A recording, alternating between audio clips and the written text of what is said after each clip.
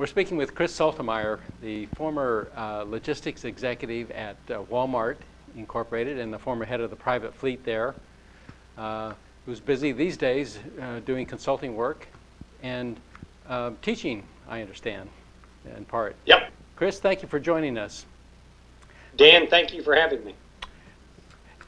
In the story that we have in the paper this week, we talk a lot about shipment visibility being the key to helping make supply chains more efficient. Could you give us specifically some things that you think shippers and carriers can do to make this a reality? Yeah, Dan, I think when I think about the importance of shipping visibility so that folks can really take control of their supply chain. And when I talk about take control, I'm talking about taking control, therefore, to create better efficiencies within the supply chain. Right. And the opportunity to potentially reduce inventory and things like that. Right. So when I think about that, probably the most important thing I can think of is the importance of good, clean data, good, clean information, and the ability to communicate that information and how important that is, therefore, then to make decisions. There's lots of data out there, but collecting all of that information, encapsulating that so that decisions can be made from that information are critical. So if I can, I'll give you an example. Mm-hmm. So a lot of companies right now are putting different type of sensors on products so that they can communicate the status of the product, the temperature of the product, things like that. But we don't want a world where every one of those products is communicating. What we need, especially for something that might be en route on a truck, we need the ability to collect all of that data and transmit that data.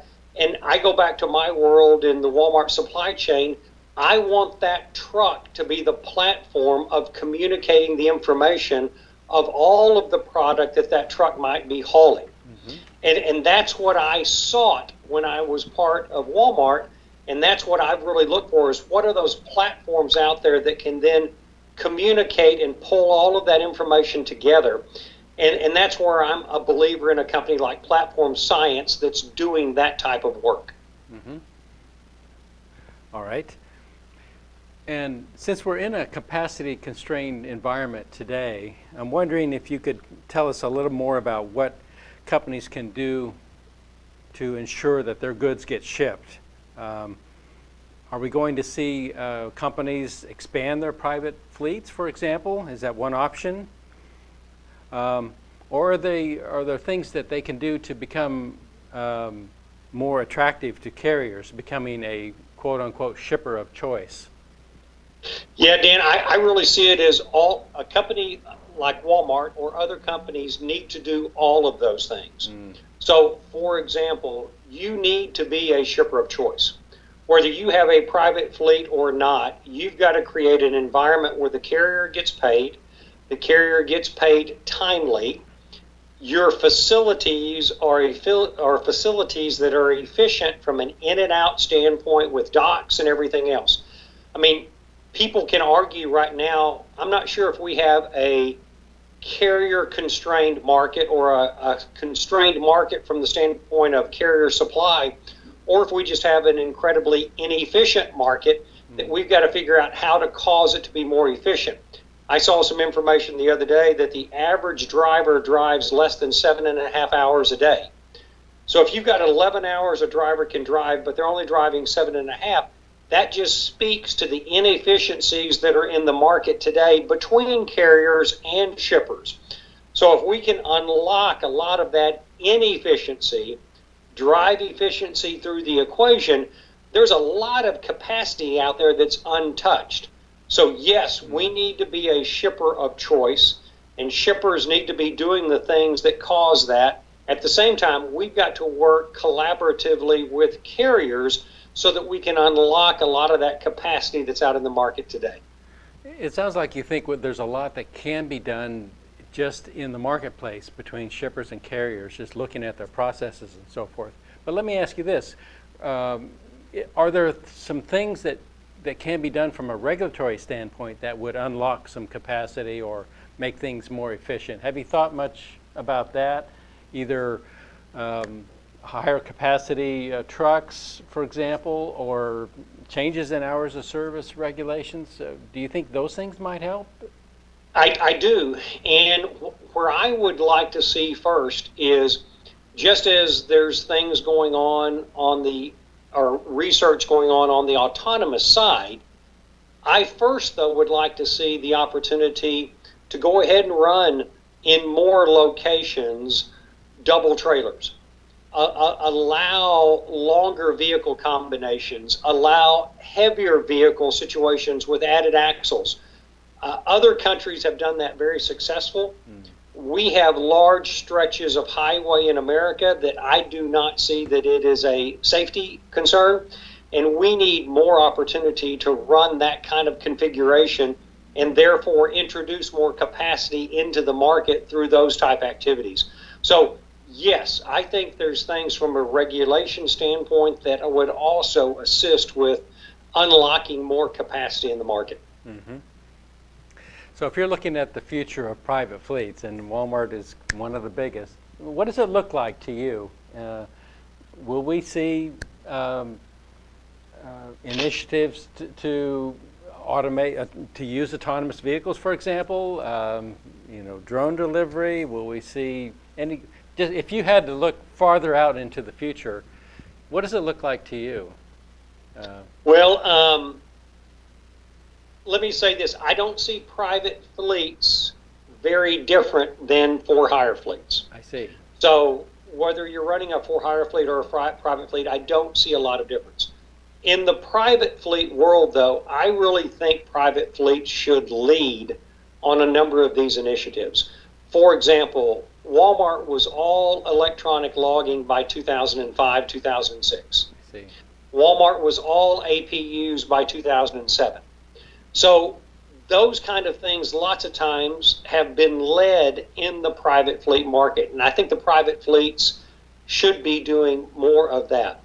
When it comes to things like autonomous, the way I really view that is there really is this 20% of getting freight to the highway, this 80% bucket, which is moving freight on the highway, and then that other 20% bucket, which is getting off the highway and going to that distribution center or that final docking point. Mm-hmm. That 80% in the middle, more and more of that, I think, has the opportunity to be done in a driver assist autonomous mode. And so I think that is the area that we will first see the on-highway, on-interstate type movement. You will see activities there. I think we'll continue to see the development of driver assist opportunities when it comes to traditional things like backing and things like that. So you're going to have driver assisted functions, but I think when you think about autonomy, that opportunity to take the driver out of that direct mode on highway and then having those cartage opportunities or those dray opportunities between drop yards off highway, on highway, I think that's the way we're going to see this situation with autonomy developing. Mm-hmm. Drones, I'm not as bullish on drones. With battery technology where it is, with the drone carrying capacity where it is, I just see us as a long way from having a viable function for drones, particularly in the consumer packaged goods delivery business. So I just see that as being fairly far off. I see. All right, thank you. Finally, let's again draw on your long experience at Walmart and describe for me, if you can, how you see the future of retail distribution, especially with the impact of e-commerce on the marketplace. How do you see that changing over time? Yeah, it's interesting. When I think about two things when I think about the future of retail logistics. First off is I think about the fact that for years, the esteemed leader of Amazon said that physical stores are dead. Physical stores are going away. There will be no longer physical stores. And then he and that company turn around and buy Whole Foods. Yeah. So I just think that's an interesting situation. What I do know is, and this is what retailers already know, is the best relationship you have with a customer is when you connect with a customer both in physical and online. That's the greatest customer value you can generate. So the opportunity to have a physical presence and an online presence is critical to the long-term customer relationship. So in saying that, this intersection of physical and digital and this combination where a consumer can shop multiple ways, that is the future.